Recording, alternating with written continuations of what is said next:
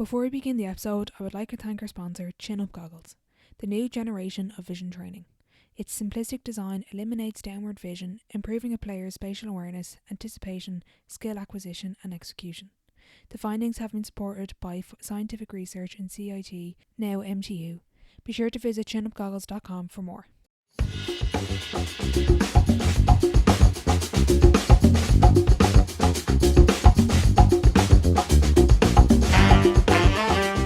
Welcome back to the Sideline Live podcast. You can follow us over on Twitter and Instagram at the Sideline Live. We'd love to hear from you. On episode 62, I am delighted to be joined by newly appointed Cork Ladies Senior Manager Shane Ronayne. On this episode, we discuss learning from Eamon Ryan, his coaching journey, the importance of development panels, player feedback, learning from other sports such as basketball, and so much more. I hope you enjoyed the episode.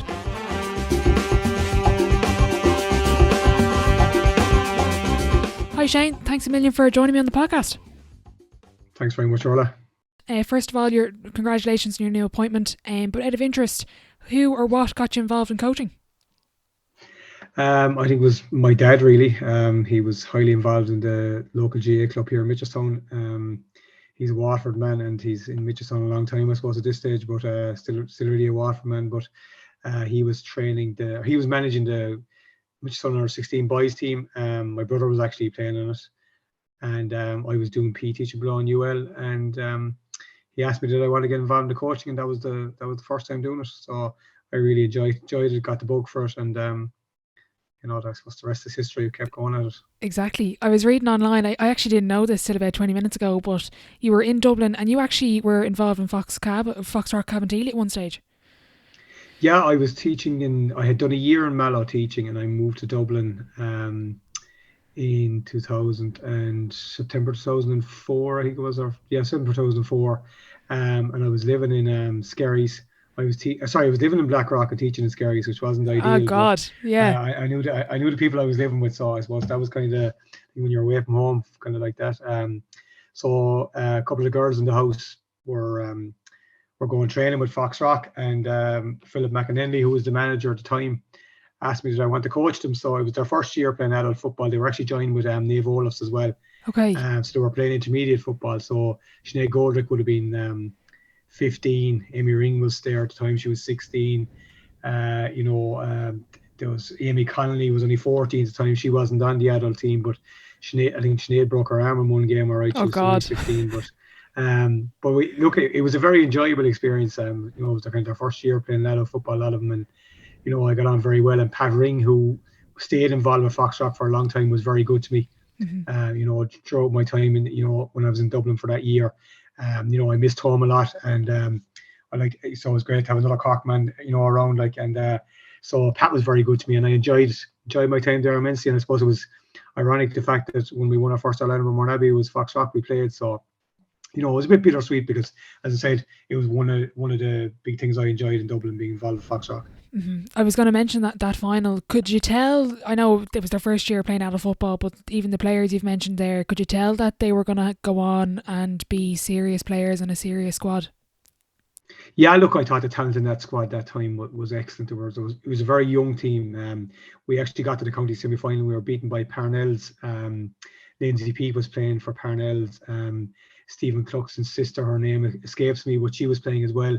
They beat us in the semi-final, and I kind of followed their progress then all along, but you could see the talent that was in the squad, and I suppose the drive that the likes of Philip McAnenley and Pat Ring had. They had huge numbers all the time, and excellent quality players likes of Amy Ring and Amy Connolly and Sinead Goldrick as well. So I wasn't surprised when they started to win things, and I watched their progress. As I said, went out on their own as their own club the following year, and were very, very successful. So look, it was great to see that you were part of it at the start. So very proud to be involved with them. Speaking of your new appointment, you were involved a number of years ago with Eamon Ryan as a coach. I think it was 2014, 2015. Talk us through coming into that setup, coming into this special bunch of players that have done 10 All-Irelands in 11 years, and Eamon Ryan probably regarded as one of the best coaches in ladies football. Yeah, look, I had been with the Cork under 16s in 2013, and we had won the All-Ireland, and I suppose I was looking to, progress along the ranks in Cork, and the minor management was staying in place. So the opportunity became available that there was a couple of the selectors, Eamon selectors, had to step away for personal reasons and things like that. They were very busy.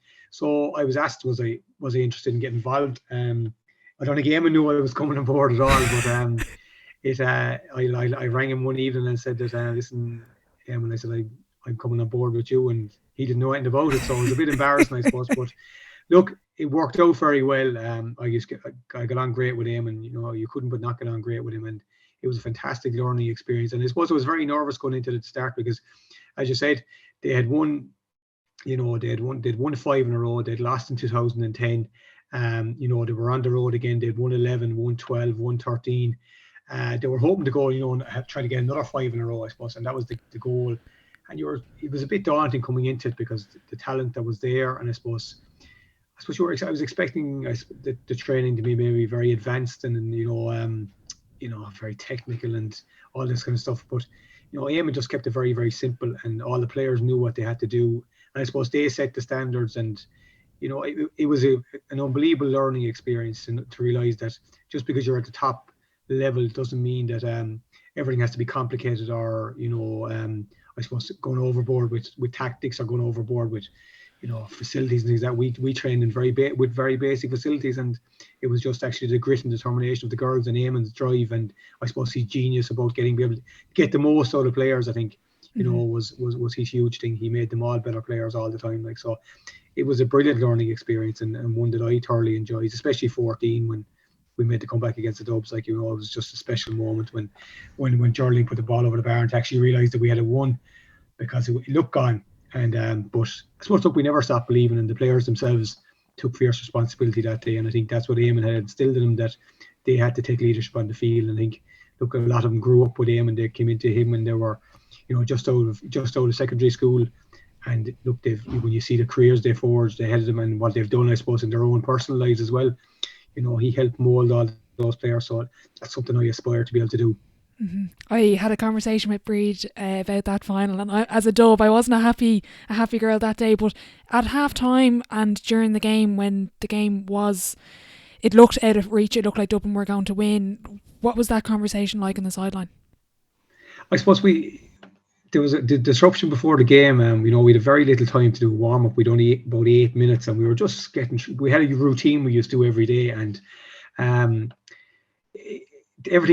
we'd only started doing one of the things, and we were being asked to go down for the parade, or to meet the president, and we were kind of looking at this like we haven't enough time. We did no shooting at all, like in the warm up, and we would always have so we actually kicked, I think, 17 or 18 wides that day, a lot of them in the first half. So it was just, I suppose there was a bit of tension there, and things didn't go right at all in the first half. And we were hoping to get it right at half time. We tweaked a few things, moved a few things around, but Lindsay Peake got a second goal, and they're just at the start of the second half, and it looked like we were in a bad position. But I think the girls had a kind of an Indian sign over Dublin at that stage. I think it's reversed at the moment, but at that stage they had great belief in themselves, and they kind of took a responsibility themselves. They went out in the middle of the field. I think they had a bit of a meeting there, and there was a break of play, and they said, we can't leave this go. And look, we made a couple of substitutions that worked. Ronayne Bukla went on, got a goal. Emer Scally went on, got a goal. And like, fairness to Geraldine, she'd missed a couple of frees before that from the same spot, but when she got the chance at the end, she took it. And I think it was just the fact that they had done these things so many times at training with Eamon, the real basic skills of the game. They got those right in the last 10 minutes, and I suppose, look, and I think, look, it wasn't anything magically we did on the side end, but I suppose we just kept it going and kept driving them on. And look, the substitutions worked. They mightn't have worked either. Like in Emer, there was actually a mistake in one of the substitutions. Emer was meant to go on the half-forward line. She ends up inside corner forward, and she ends up on the on the end of the goal chance. And look, it was a bit of luck that way. There was substitution wasn't as planned. She was going on, but she was on to me, and Eamon saying, look, get me in there, I get a goal. And in fairness to her, look, she was only a minor at the time, and she did. And I think the girls showed great composure there at the end, to get Geraldine into the position, I suppose. And we'd always talked about that, to get the good shooters in the right position, to not panic. And they didn't for, it was a minute and a half, I think they moved the ball around, and eventually Geraldine got into the right spot. that she knew so well from all the shooting practice that she had done with Eamon, and she popped it over. So look, it was a brilliant feeling. But look, I suppose from a Dublin point of view, they were in such a great position. But I suppose look, they learned from that as well, and they've come back and they started to do those things to Cork when Cork were going well against them. So Exactly. look, it goes in circles like that. Exactly, it does. Out of interest, you mentioned Eamon Ryan kind of developing leaders. How did he empower the players, out of interest? Yeah, look, a lot of it was down to that he left them. He used to give them ideas to do with training. There's this big thing that he used to give them ideas, and we'd play different games and show them different ways of doing things. And a lot of it then was down to themselves, to, I suppose, to pick what they should do in those moments, and like that moment in particular. And it had happened that previous year, that year earlier in the year as well, in the league final against Dublin. Jolene scored a very similar point. From that position to get us 2 points, put us 2 points ahead, I think, to win the game. And I suppose he gave great belief to the players, didn't go overboard with tactics or anything like that, but tried to keep it very simple. And the players bought into that. And I suppose the fact that, he treated them the way he treated them, the personal way he had with them, I think developed them as leaders. And look, a lot of those players are very intelligent girls, in their own right, and you can see that now in what they're doing. Look, in the media, and and I'm sure, like, when they do go coaching, like, and things like that, if they ever do go along that line, they're very, very capable. I think the fact that he empowered them on the field, that every decision was being made by the management. A lot of the decisions were being made. And if they felt something in the game themselves that they wanted to make a move themselves, they were empowered to do that. And there was no recriminations after us for doing that. And look, they ultimately as well, they set the standards of what should be done at every training session. And look, as it was supposed with drinking bans and things like that. There was no drinking bans. It was like Eamon's famous saying was like, "Right, girls, you're back into the convent now. Like, you have to behave yourselves," And it was just he had a great way of dealing with things, and I think everybody respected that. And I think the players they really loved the way he did things, and they felt then that they owed him so much. Yeah. So they did take ownership of it, and I think that created leaders. And I think great leaders, in whatever facet of life you're in, great leaders, one of their biggest roles is to create other leaders, and he certainly did that by empowering them and by delegating responsibilities to them to listen, sort that out. And look, they had their kind of leadership groups and things like that, and when they were organised meals and things like that. And look, all those small little things gave them that extra bit of power and things like that, and they showed that he was doing it the right way. Out of interest for yourself, is there anything that you took away from, whether it was the training, his approach, anything to do with that setup that you've now implemented into your own setup and your own approach to managing a team? Look, one of the big things was getting the basics right. We practiced the skills of the game every night of training, and I suppose that would be a huge part of my coaching philosophy. That all the new stuff about games-based approach and all that. But I still firmly believe that if you haven't got the skills of the game, you're not going to be able to learn to make those decisions in a game situation or whatever game situation you create. Look, you have to obviously have the drills varied and things like that, but we had a stable set of drills that we used to do, like, and the girls just know straight away, right, we're going to do that drill. They knew what to do. So things like that. And I suppose to make it, the training was always varied. It was never boring. There was always a great flow to the training. That things were set up. Eamon was meticulous, and I think this is one of the big things I've taken from him. That he had every night he'd show you, he had a plan in his book. He had a hardback notebook for every year, and the plan was there, and everything was written out. And that's something that I've done since as well, and review it. Then he'd always review it, and he'd say, how do you think that game went, or and there was times where he did games and he didn't do them again, but he was very innovative in what he did. He looked at other sports as well, and that's something I've tried to do as well. Look at basketball, look at soccer, look at rugby. Are there things there that we can bring into our training sessions? Are there moves that they're doing? And he was always, your conversation with him on the bus or whatever, even days he'd ring you, he'd be talking about soccer or talking about basketball or talking about he could talk about any sport. And I think he was very good at that. I suppose the other thing as well, he was able to relate situations that he'd read about in different facets of life. Again, might be nothing to do with sport at all, but he was able to relate those to situations in game, in what people might face in the game. And players love those stories, because if you're telling a story to get your point across, I think it works much better than actually just kind of dictating what you want to get across. But Eamon was able to tell a story when he wanted to get a message across. And I think that's very important. It's something that I've definitely brought into my coaching and my managing, and I suppose the fact that he got a lot of that from being widely read. It's something I try and do as much as I can, read different books from different walks of life, whether it be business or sport or things like that, and I try and bring those in. So you could talk all day about the lessons that I learned from him, and and I think it gave me a good grounding in what I thought coaching was before I went in with him, and what I think coaching is now. Mm-hmm. Out of interest, what have you maybe picked up from the likes of basketball, soccer, without giving away too many of the secrets? Yeah, I look a lot of the defensive footwork stuff in the basketball, and some of the stuff we've been looking at this year. I actually read Kevin Walsh's book. I thought it was an excellent book. I suppose, and I read some of the ideas he had in it were resonating me, so much. And I think a lot of the V cuts and the screening, and especially the footwork, and look from soccer, I suppose the idea of the pressing. Even just heard a 6-minute clip from Ralph Ragnick there, the United manager, the other day, and I just liked the fact that he had five phases of the game: when you have the ball, when you haven't got the ball, the 2 transitional phases when you move from having it to not having it, from not having it to having it, and the last one was set pieces, which one I probably hadn't thought about much before.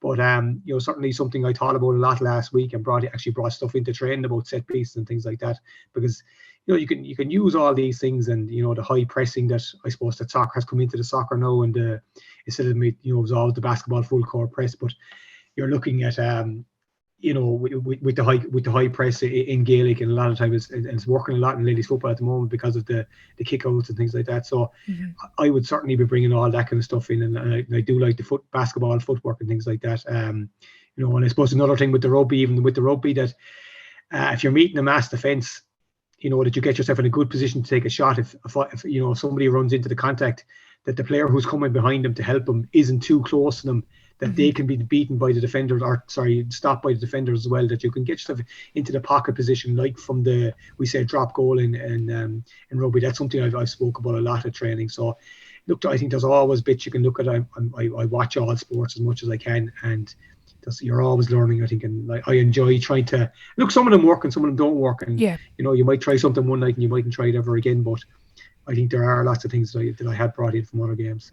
Will we see a Kieran Kilkenny style point guard coming down about the halfway 65-metre line? You could. Look, we actually spoke about it this year, that the hand signal, I think it's an army signal actually, and actually I was watching the 5th series of Money Heist last night, and they actually used that signal, and I just tweaked maybe during the summer that because it was Jim Gavin who was involved, I said this must be an army signal, and I just looked it up, and we've actually tried to do it a couple of times, because sometimes I think when a game, especially when you're in control of a game, you often try to go for the juggler, and if you don't actually maybe tag on a couple of more scores, maybe a little bit of panic sets in. So sometimes there's no harm in slowing the game down. And like, I think I was very interested in the podcast that Andy Moore and the football pod. Paddy, because some of it was very, very good, and they were talking about that the controlling the game, and you actually tire your opponents out, because it's like keeping possession in soccer. You tire your opponent out, and then you can pick a hole in them because they're running around, chasing around. And same in Gaelic, if a team is chasing you and you're able to control the ball, they're going to get tired. They're going to make a mistake. And I think it's something that I really respect what the way Dublin use control in those games, and certainly something we've actually tried to bring in a few bits and pieces this year of. Mm-hmm. From your position with Tipperary, and I know you're involved in colleges and a number of teams, how do you think the game has evolved over, say, the last 15 years? Like, the growth in the game, participation wise, has been phenomenal, but as the game itself and the style of play, how has the sport evolved? Yeah, I think, look, when I started off, even with UCC in 2011, I think September 2011, you see the difference now, I suppose, in the physicality of players.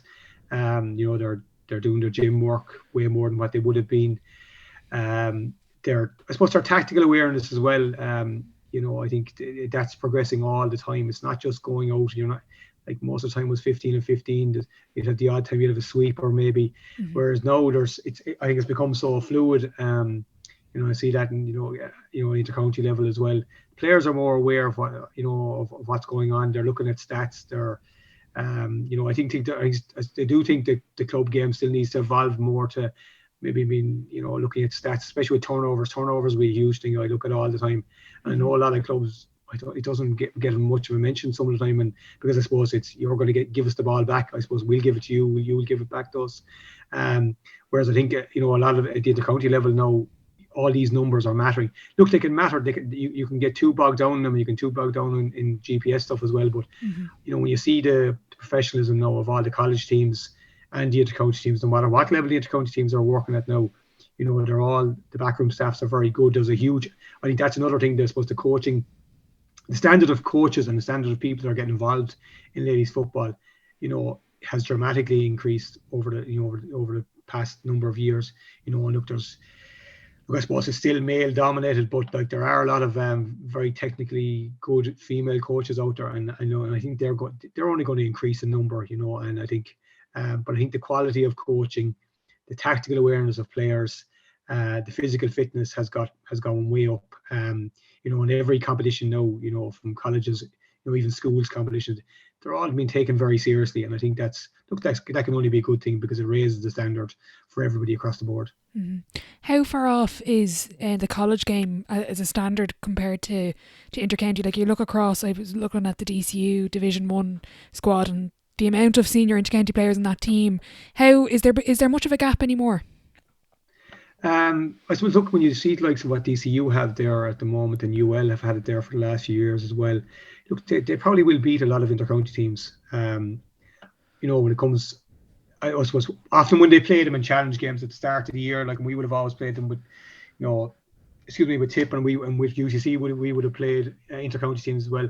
I suppose you're a little bit ahead in where they are, so it'll be interesting to see in the middle of the summer, how a full whack DCU team or the UL team would go against the intercounty team. Like they're still, like sometimes they're nearly too star-studded. They've got too many players maybe to pick from. And I suppose the other thing, with colleges as well, there's a lot of demands being put into players with regards to intercounty and colleges, and sometimes maybe the college game isn't to be all and end all for some of them. Maybe it's a little bit more of a, to take a step back from the intercounty game and they can enjoy it a bit more with their friends. It's a bit out their downtime. Like I'm very aware of that. We were very aware of that in UCC, that the Cork girls who would have been playing football up until September, they didn't really need to get back into UCC straight away. Like, so I suppose, look, maybe that was our downfall. We only won one O'Connor Cup. We got the O'Connor Cup final as well in 17. But I think the standard has greatly improved. And look, like the likes of DCU there, with the players they have, I think they would. They could get to Northern Ireland quarter final. I think if they had everybody in or they probably, as I said, look, they have an intercounty team, but they can nearly have too many players, and that can be it's like a soccer team having too many stars. It's hard sometimes to balance it out and to keep them all happy, because most intercounty teams don't have that many, I suppose, that many stars. But the standard is fantastic.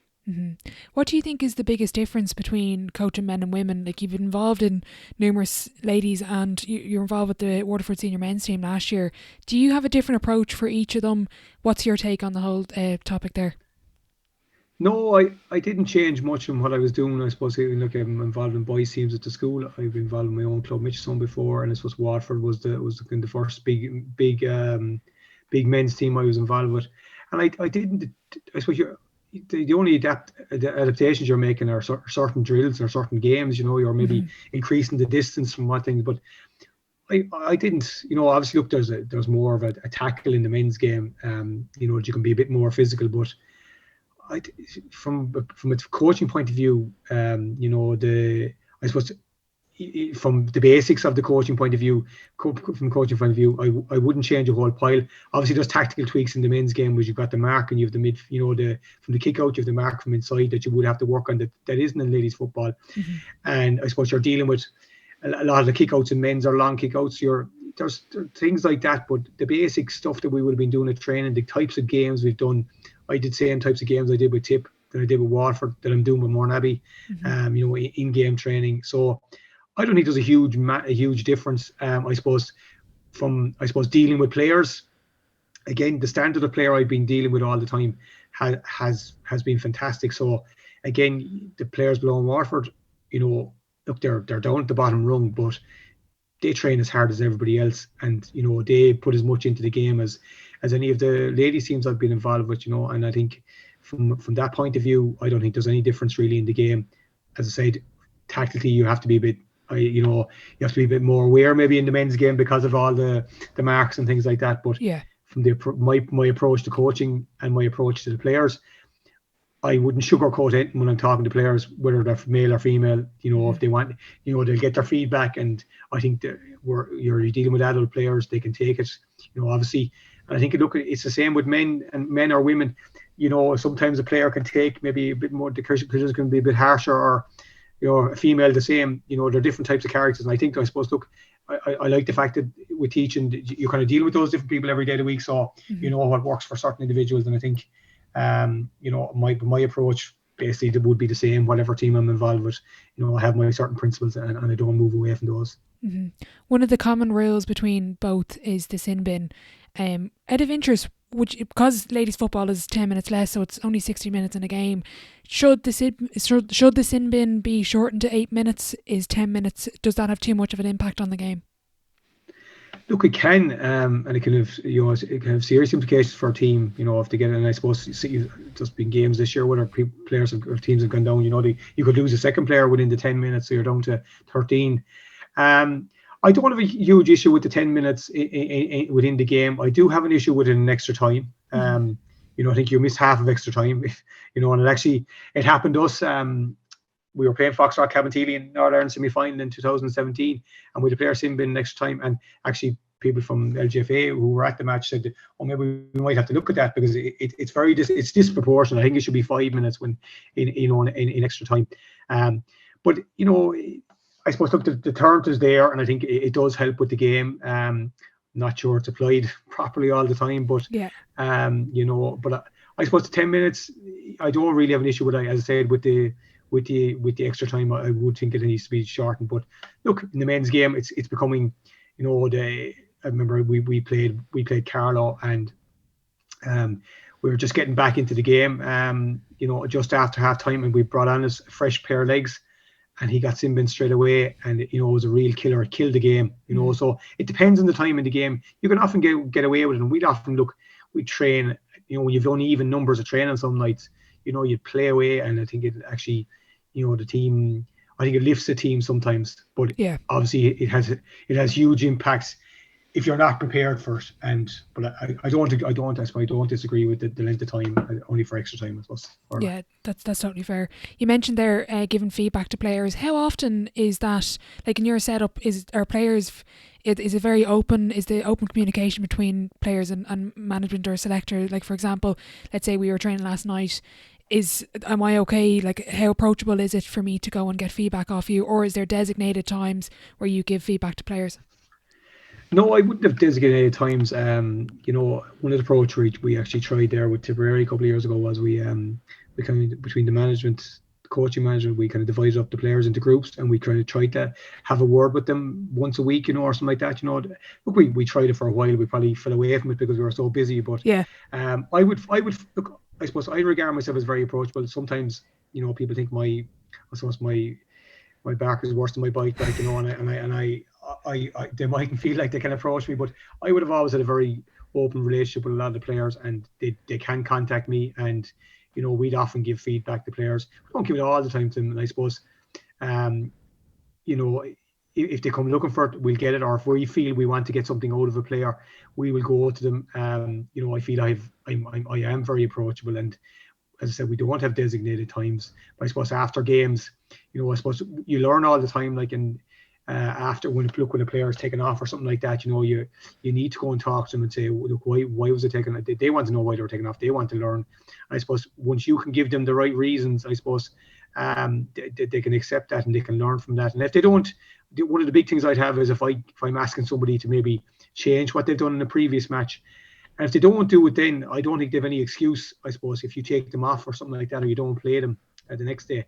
So I would try to have my feedback very specific, not generic, and to have make a note, like even look, there'll be you have players contacting you, where can I improve my game? A player did that last night, and I said, right, I'll come back to you tomorrow. I'm going to give you I'd make a few notes. I'd send her a text in, with what you specifically what you can do. Like, we'd often send players, messages about what we actually want them to change in their game or something like that. But I think it's hugely important. And I suppose, again, with different players, you can approach it different ways. But I think feedback has become huge, and I suppose it can't be just, as I say, it can't be generic. It has to be general feedback. And even if you're talking to a group, I think the players know at this stage you can't just be going in giving out to the whole team. I think you need to be a little bit more specific. Obviously, you can't do that in front of the group, maybe, but you talk to them afterwards, and I think they expect that. Players have higher standards now at this stage, and they do expect proper feedback. And look, we try and give it as much as we can. Maybe we don't give it enough, but look, it's something we're always trying to, I suppose, improve on ourselves as a management. It's like the typical club training where a lot of people don't show up, and the manager gives out to the players who have shown up to training, and you're just wondering how it's happening. Out of interest, with that feedback, how do you deal with players that maybe I'm a big fan of the High Performance podcast, I'm not sure if you've listened to it, and one of their terms is 100% responsibility.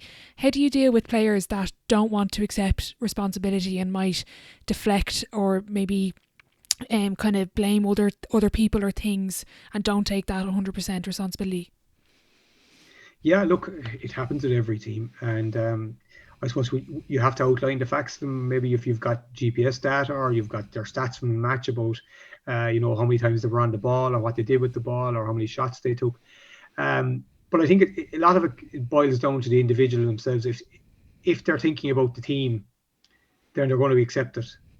If what you're telling them is true, and a lot of it, like, I suppose you sometimes you be saying to players about you're not in the right positions in the game. Like, it's great to be able to show them maybe a heat map from GPS. Look, that's where you are during the game, and so often when they can see it, or you can point it out to them maybe in video. And if fairness to Mourneabbey, when we do a video session, it's fairly brutal, and there's no one saved, and like that would come from the senior players themselves. Like, they would say, like, Kira would ring you and she'd say, look, don't spare me tonight, Jen. Like, I did it, and sometimes I think that I suppose feeds back into the rest of the team. Look, if the likes of Kira O'Sullivan, Darren can take it, then surely I can take it. But I think if they respect what you're trying to do as a coach and a manager, and they know the game plan, and if you don't stick to the game plan, if you're giving them that feedback, if they don't want to accept it, then I don't think they really aren't. They probably need to go away maybe and play an individual sport like chess or badminton or something like that, or tennis, because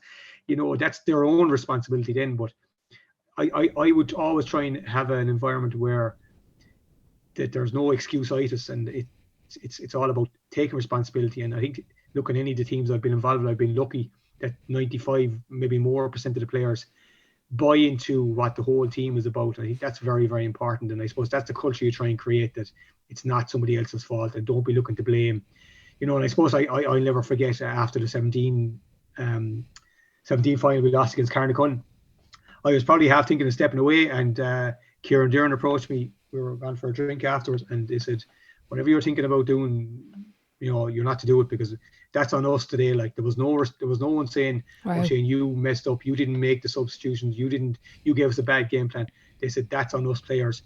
I suppose that respect, I think if players are able to do that and accept that, and look, we all do make mistakes, and we never, and I keep telling them, the day I coached the perfect game, maybe I should retire, and the day you played a perfect game, you should retire as well. But so when you have players like that, and that goes through the whole lot of Mourneabbey, in fairness to them, and like, I would say it's very, very similar in Cork, that they're not going to be turning around blaming me, or they weren't blaming Aoife, they weren't blaming anybody else, because look, ultimately at the end of the day, the game plan is given. It mightn't be perfect, but still, those decisions, you've got to play the game that's in front of you. And I think we're lucky that, and I'm certainly lucky in Mourneabbey at the moment, that I have those players who take responsibility. Otherwise, if they don't, I don't think they're team players, and I think that's the big thing. That story there about the two girls and the leadership was brilliant. I was actually going to ask, how much do you rely on, let's say, the likes of the Darren and Ciara, or any sort of established players or leaders in other teams you've been with? How much do you rely on them, let's say, in the dressing room, even before a game? Yeah, look, I think over the years, it's certainly something that I've learned to, I suppose, give them more responsibility before the game.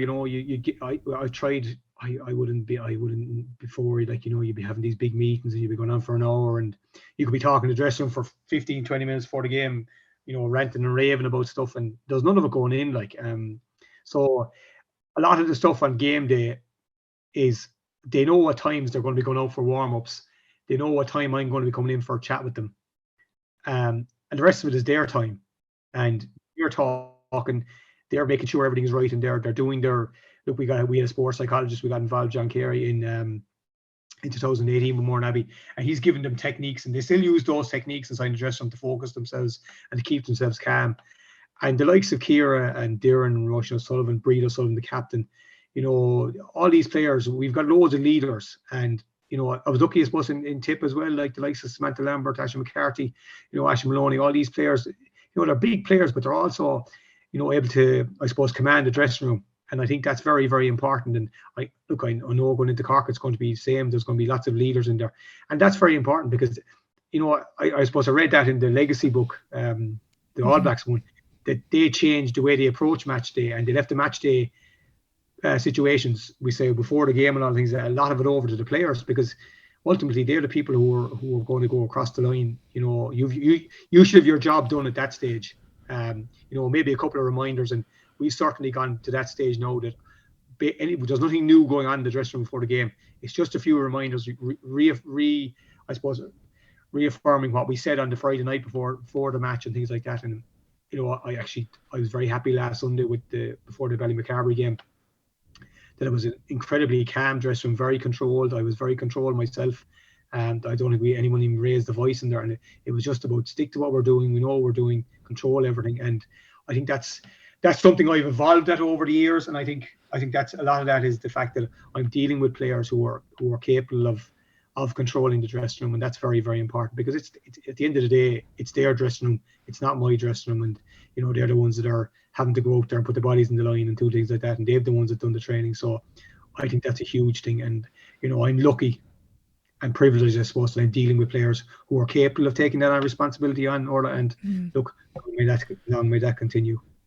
I was going to ask about the approach to a final, because you've been involved in a number of All-Ireland finals, and like, even thinking about it, because that's the pinnacle, that's where you dream of where you want to go. But in the training leading up to the final, how do you plan? Do you work backwards? How do you structure everything? Yeah, I suppose, look, you don't want to think too far ahead, but I suppose in, say, 2019 with Tipperary, we had been relegated the year before, so we were probably hot favourites to win the All-Ireland. So everything was worked back from that September. That's where we wanted to be.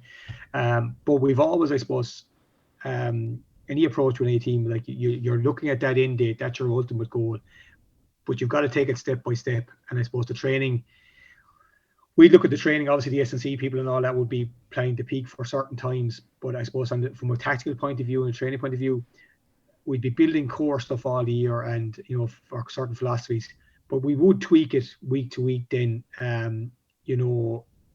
based on the opposition we're playing sometimes, or based on what we had done in the previous game if we need to improve it. So we'd always review the games, and we wouldn't, I don't, I suppose, set out a massive plan for the year as to what I'm going to do at a certain time tactically wise, because I think that has to change. You have to be able to adapt week to week.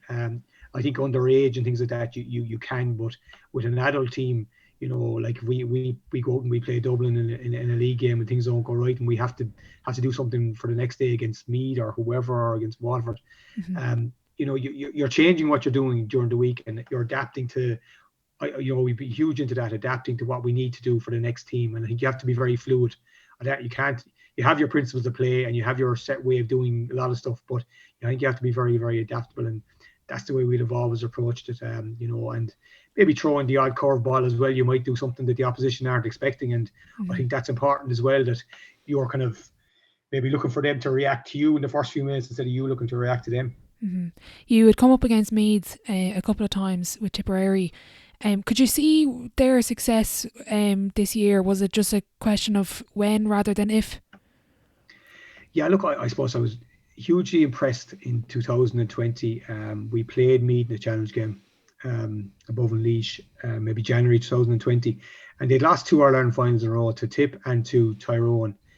In both games, Tyrone blitzed them a lot of the time, but they looked very dangerous. I felt Tip were comfortable against them for most of the game, but the response of them, and they blew us away that day, and I just said to Eamon Ryan afterwards, like I said, there's some bunch to come back again, and they were absolutely hopping off the ground that day. So I do think they had they had a special bunch at the moment who were very, very committed and very driven. I do think things worked out in their favour as well with the late season in 2020 going into Christmas. They got their bit of a break, and then they had a brilliant league campaign. It wasn't a surprise at all when they beat Kerry. But the momentum that they built up, I suppose, they're probably. I think the fact that they lost to us in 19 was probably a godsend to them. Those players were able to develop again for another year at intermediate. Where there is pressure to win, but it's nothing as cutthroat as the likes of senior. So they were able to then when they went up senior in 2021.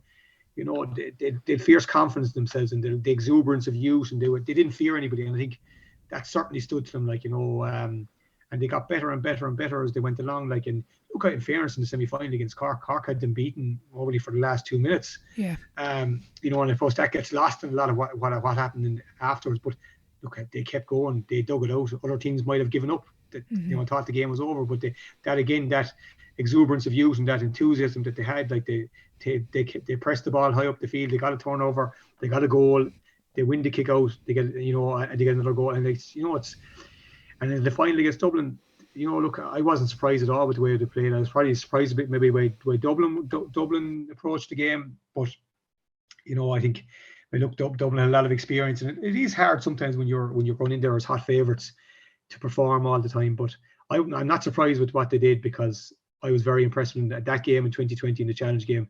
After losing 2 All-Ireland finals, the heads weren't down. They were just flying, and I think they brought that form through for the next, whatever it was, 18, 20 months. It definitely speaks towards their character. Aside from the physical side of things and the skill and maybe genetics, could you give maybe a checklist for what it takes to be an inter-county footballer at this point in time? Nothing, it's more kind of those attributes that a person will have rather than being able to kick off both feet, let's say. Yeah, look, I suppose decision making is one of my big ones. They have to be able to make those right decisions quickly in a game. I suppose that's hard to coach into people like boys or girls, I think, because I suppose a lot of the games that people used to play before when they were younger aren't being played anymore, and there's primary school things and all. The games are stopped in primary school yards and things like that you would have been playing as kids. I think that is a problem. And I suppose you're trying to build on those things, and you'd see that sometimes in secondary school when they come in. You're trying to do these little games with them in PE, and their kind of decision making and their tactical awareness or game sense isn't there. So I think that's something that's huge. Every player at the top level has to be able to. A lot of the rest of it, I think, is actually the character of the player, have their resilience to keep going, to get up and go again, because look, they're coming in from minor squads where they probably were stars. They're coming into senior setup where it might take them a while to get there. Have the resilience and the drive to actually do it? Can they have the attitude? Have they the mental strength to rebound from mistakes or from defeats? A lot of it is that quarter of the that circle of everything you need to do, the tactical stuff, the physiological stuff. I think that psychological part of the game is so important now. Mm-hmm. And it certainly helped us in Mourne-Abbey. It was one of the huge things we brought in 18, that we brought in the sports psychologist.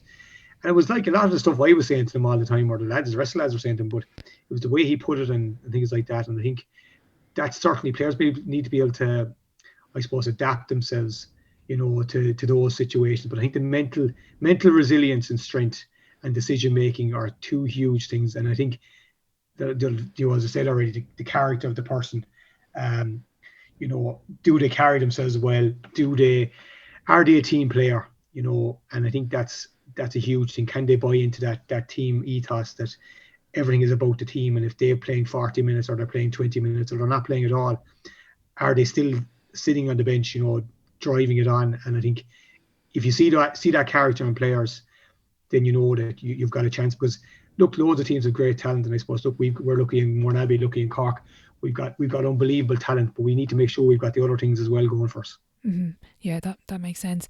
When you're picking a squad, then I don't know, you'd have selectors and other people with you, but how do you balance picking talent and potential? Because with ladies football, and I'd spoken to Camogie coach about this, Brian Dowling with Kilkenny, and they had the advantage of they had their intermediate team, but how do you balance trying to pick this immediate talent that can give me something, whether it's starting or on the bench, or trying to maybe develop, like for example Emma Duggan, who I know was involved with Meath from, I think she was 16 or something, really, really young. Yeah, look, it's actually something we're trying to sort out in Cork this year, with a development squad. There was a senior B, the Ashton McGinn competition years ago, and that was always a great I think stepping stone for girls who had been at the minor level. So it's something we've actually spoke about ourselves. It was actually something I brought up in my interview when I was going for the Cork job. And at the moment we are putting together a training panel, and there's going to actually girls who trialed out for us who won't make our senior training panel but will make the development squad. Okay. And hopefully there's talk of maybe a Munster competition next year for under 21. And I actually came up with the idea that it might be like the Olympics under 23 soccer team. You might be allowed a few overage players. So there might be players who are 22, 23, maybe 24 who want to be involved in that, and maybe it might suit other counties as well. So that's one thing. But I think there's always room for a couple of very talented young players within the squad. And we've taken that opportunity this year. We have a couple of young players brought into the squad who may not make it this year, but I think they're being exposed to the training, and they're being exposed, I suppose, to the attitude and the work rate and the level that it takes to get to the top. That when you see the likes of Melissa Duggan, Ciara, Darren, these players, Orla Finn, they can see then when they're actually inside the dressing room with these girls, this is what it's going to take for me to get there. Yeah. And some of them will make it and some of them won't. But I think it's very important all the time. And I always try to, that word potential, I actually find it's a bit of a dirty word, to be honest with you, Orla, because, it can be used as an excuse a lot of the time. And, potential is on paper. And I think, I suppose they have to go in and start doing it now. And if they can start doing it now, and start progressing. And I think that development squad, that's certainly something we're really going to work on in Cork this year, that we're going to get them on S&C programs and things like that to give them the opportunity to break into the senior squad. Mm-hmm. But there are certainly going to be players on our senior squad who will be young, but will be given opportunities. And, to forget that word potential and actually turn it into reality maybe. I prefer, I was saying there that words don't equal action. Like, you can be talking all day about it, you can have so much talent on paper, but if they're not actually prepared to do it, when put in the extra hours themselves, do the extra gym sessions, eat right all the time, when we're not looking at them. And I think that's going to be huge for those younger players to get when they get into the Cork squad. Can they get up to the levels of the established stars that we have, and push them on as well? And that should push them on. So I'm excited about that we are trying to bring in more younger players in Cork, and we certainly will get that development squad up and running. Whether it happens in other counties, we're going to work on ourselves as well. We have to kind of look after ourselves as much as we can. Okay, that's really interesting. I've actually written down potentials on paper. I like that phrase. That's really interesting. As you said, it's getting them in, getting them learning, whether it's for a couple of weeks or with a development panel. They're in a dressing room with the girls you've just named. They can get huge learning from this experience. Yeah, I think, as I said, I think I mentioned earlier on as well, that there is a huge, I suppose, they've been minor stars, but they're coming into a dressing room that could be 8 years of minor stars or 10 years of minor stars. And it's actually very hard for them, I suppose, they've been built up. They've won maybe one, and Cork have been very successful at underage lately. They've won all these All-Irelands, and sometimes, I feel maybe it's built up too much, and there's too much hype around winning All-Irelands or under 16s or under 14s, because at the end of the day, all those, I suppose, it's same as in a club situation, I suppose the role of a juvenile club or the role of underage structure in the county is actually one of the huge roles that they have is to provide players for the adult team and have them ready for the adult team, because ultimately the All-Ireland everybody wants to win is the senior All-Ireland. Minor All-Irelands are great, 14, 16s, they're all great, but I think the players have to be very, very aware that when you step up into that senior setup, that you're dealing with, as I said, players who have won all these minor All-Irelands, but they've now started to win senior All-Irelands. And I think it is hard for players, and I think that's something we need to work on, that mental side of dealing with, you were a minor star and now you're number 30 on the squad. Yeah. And no matter how many times you tell them that, I think you have to kind of, I suppose, keep reaffirming that if you stick at it and you can progress the way you have been progressing, then you will get your chance. Mm-hmm. But it is very hard. And I think that's where we lose a lot of players as well. Like, and in fairness, like when you see the Camogie, they have their intermediate teams, and I suppose it does give them that stepping stone. So hopefully, look, we can get this development squad going, or senior B, or under 21, or whatever you want to call it, mm-hmm. and give girls a stepping stone up. But I think from their point of view, and I suppose as well from their parents or guardians' point of view as well, they need to realise that what setup they're coming into. And I think a lot of the girls know, we were training out there the last few weeks, they're absolutely thrilled with the opportunity they're being given now to come into either the senior squad or come into the development squad. And they realised the standard that it was, because last Saturday we played a kind of a current panel selection against the trialists. Yeah. And I think it's a big wake up call, was it? It was a huge wake up call to them. Like, in Yeah. fairness, like, they've worked very hard for the last 4 weeks, but when they went in and playing against established seniors, I mean, that's purposely the way we did it. We didn't try to mix up the teams, because I wanted, first of all, could they live with them, football wise, but could they bounce back after a first half where the seniors dominated? Yeah. Had they the character to do that?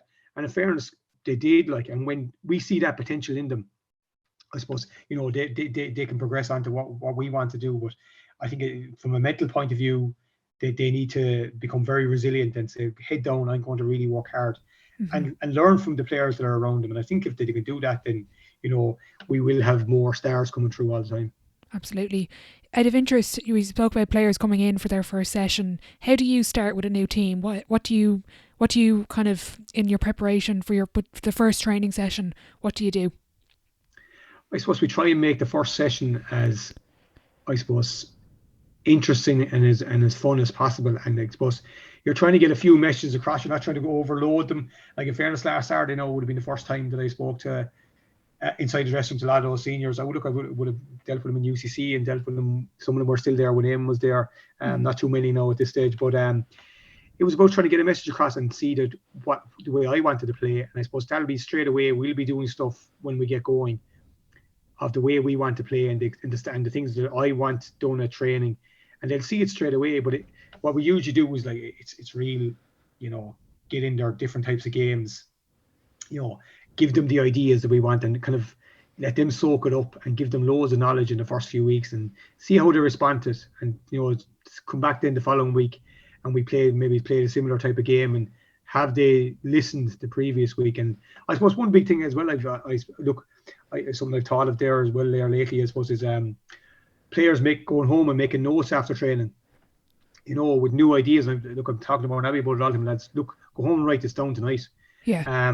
Because you can't remember it all. And it's the same. Look, you mentioned the High Performance podcast there. If I'm going out for a walk or whatever, and I'm listening to podcasts in the car, and I hear something that I like, I'll try and make a note of it straight away. I might maybe type it into the phone or write it down. I think players need to do that as well. And the idea of maybe having a journal at a meeting as well, and something I'm probably going to bring in this year, that they have a bit of a journal. So they're at a team meeting, and there's loads of information being given out at a team meeting. Maybe write down a few notes, and that resonates in their heads. And I think that's going to be very important as well, trying to get that message across. And there will be loads of new ideas, so trying to get them to remember it, I think, is going to be a big thing. But I think that the repetition of the ideas we're trying to bring into play with Cork this year, that'll be the big thing of training. But the first couple of sessions will just be about as many types of games, things as well, and just get them going and see how they respond to the way we want them to do things. That's really interesting you've brought up journaling. It's something I discussed with Andy Friend of Connacht Rugby, and he said it was interesting. It wasn't mandatory. It was the players decided whether they did it or not. But he said the best players did it, so it just gives an indication. What do you think separates the great players from the rest of the pack? What have you observed that are just universal traits that you just see, like that's just the reason why Breach Stack is this phenomenal player? Asha Maloney, even though she's injured, she's still one of the best ladies footballers in the country. I suppose, look, it's the fact that they're willing to do things that other players aren't. They're willing to make those sacrifices and do things that, look, do the unseen stuff. Look, you talk with the two girls there. Like I'll go back to Kira. Like Kira played the county final, 3-4 weeks ago, and shouldn't have been playing, but there was no question. Like, and she made that decision herself. Look, she's old enough to make that decision. And she did the same last Sunday. She said, I'm ready to play, Shane. Pick me. If you want to pick me, pick me. She wasn't telling me I had to play her, but she was telling me, pick me. And she was prepared to do things, that other players maybe not. Like, and again, like I said, the taking responsibility, the best players will take responsibility and be prepared to, they're making mistakes. If they're making mistakes, they want their feedback. They'll take it on board. They'll try and improve. But I think it's the stuff they do away from it. Away from the game that they work so hard on. They're looking after themselves all the time, and you can see that difference. I see it in every squad, that there's the good players, the great players, that thing. And I suppose, and the one other big thing as well is that decision making, that when they're on the ball, are they thinking about what's good for me or what's good for the team? There might be a goal chance on, but there might be one more pass that makes it 100% goal chance. Like, at the 100%, if you make the decision to go for the goal and you score, great. But I would still look at it, and I still look at goals we get scoring games. There should have been one more pass given, because the keeper could have saved that. I think the best players make that right decision more times than they make the wrong one, and I think that's one of the big defining factors between a great player and a good player. Most of them have the skill level; they can always score a point or score a goal, but it's that decision making. They're making the decision not for themselves; they're making a decision for the team. Mm-hmm. Overall, throughout your whole coaching and managing career, what's the biggest lesson you've taken away from being involved in coaching? I suppose that the enjoyment you get out of it, number one, that you can see. And I think if players are relying on you outside of sport, I think you're doing very well. They're coming back to you for references, or they're coming back to you for a bit of advice about life or about a job, or and if they ask you to do things that they could be asking their best friend to do, I think that's something that's hugely important. That means you're being very, very successful, I think. And from the coaching point of view as well, I think that you never know it all, and you're always learning, and I'm always trying to do something different. And I think you have to be very honest with yourself and think, you come away from the match that I would have, years ago, I suppose, beaten myself up mentally if we'd lost the match. Whereas now I'm got to the stage that if I feel I've ticked every box and done everything before the game to make it right, and if we don't win, we don't win. And I think that's, we would, if we've done everything. And I think I've got a deep sense of satisfaction there lately, knowing that even after games I've lost, I can say, look, there wasn't any more I could do before that game. I think I did a good job. And I think that's something that, if you can be happy with yourself after a training session or after or prior to a match, and then after the match, if you lose, you lose. But if you've done everything, I think that's a huge thing. That's something I definitely learned, because I would have, been half depressed for a few days or a week after losing the match, and you're blaming yourself. And yeah, you will make mistakes, but I think prior to the game, if you've done everything you can do, then I think you can be happy, very happy and content in what you're doing. I think that's the most important thing. You have to be enjoying it. If you're not enjoying it, you need to get out of it. Yeah, exactly. I'm going to move on to the sideline 7. It's the same 7 questions at the end of every episode. You can take it as fire round or thought provoking. It's up to you. Question 1: what is your favourite quote? What's my favourite quote? The end justifies the means. Okay. And do you use quotes at all with players? I know some people have flags and little handouts or whatever. The odd time we would, and I think I suppose that would be one of my favourite quotes. But there was another brilliant quote that coach in UCC, Paul O'Connor, he sadly passed away. It's 10 years he's gone now. Brilliant. He won 5 Fitzgibbons as a player, won 5 Fitzgibbons as a manager. So wow. He's probably unique. And he was a brilliant man. And he said that he had a brilliant one. And I know a lot of my players, especially in school, I gave them doubt your doubts, not your abilities. And a lot of them had it as their Twitter handle and things like that. So I think that's another brilliant one. That would have been one I would definitely have given to them. The end justifies the means is just maybe the ruthless streak in me that we'll do whatever it takes to win. And I know some of my players certainly think that as well. They mightn't know that quote or remember from the junior history, but I certainly remember from my history. Machiavelli, the Prince, and I think it's But I do like that doubt your doubt not your ability, I think is a huge one. And Paul O'Connor was a fantastic coach, and he inspired so many hurlers from all different counties in UCC. And as I said, he sadly passed away 10 years ago, and that was his quote, and I think it was a beautiful quote. Like. Mm-hmm. Question 2: what's the best sporting event you've been to, and that can be as a fan or as being involved in any capacity? As a fan, it was the 2016 Ireland-France game in Lyon. It was just an amazing experience. I suppose on the sideline, I think 2018 when the All-Ireland with Mourne was probably the best. Brilliant.